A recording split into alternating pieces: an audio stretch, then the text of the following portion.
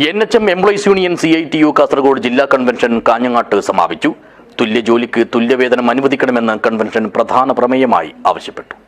This news sponsored by Jyothi institute of medical technology, Nithyananda building, main road, Kanhangad.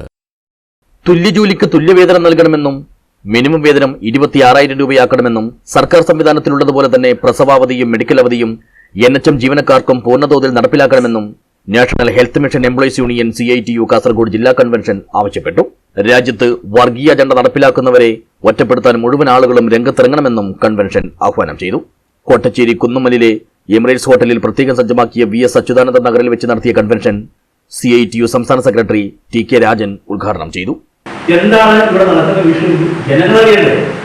ഇവിടെ sir പുസ്തകത്തിൽ പറഞ്ഞ പോലെ ആശുപത്രി പോകുമ്പോൾ ഗംഭീരം, നല്ല ആശുപത്രി, നല്ല ശുശ്രൂഷ, നല്ല ചികിത്സ, നല്ല രൂപത്തിലുള്ള ഭക്ഷണം, നല്ല രൂപത്തിലുള്ള തൊഴിലും, നല്ല സമ്പന്നം എല്ലാം ലഭിക്കുന്നു കേരളത്തിൽ. ആ കേരളത്തിൽ നൽകുന്നവരായാലും എന്ന വിഷയമാണ് പ്രധാനപ്പെട്ട പ്രശ്നം. രണ്ടുതരം പൗരന്മാർ, രണ്ടുതരം ജീവനക്കാർ. ഇവിടെ ഇപ്പോൾ മനസ്സിലാക്കുന്ന വിദ്യാഭ്യാസം മുതൽ പാരാപ്തിക സ്റ്റാഫുകൾ എല്ലാവരും നമ്മളുണ്ട്.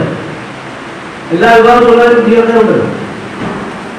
കേരളത്തിലെ ആരോഗ്യ മേഖലയിൽ നിയമനം കിട്ടിയ PC നിയമനം കിട്ടിയ ഒരു വിദ്യാഭ്യാസ സേവന വ്യവസ്ഥയാണ്.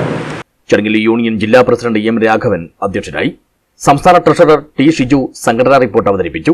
Aneesh Mohan, Simi Raveendran, A Shyamkumar, doctor A Smitha, Jiji Joseph എന്നിവർ സംസാരിച്ചു.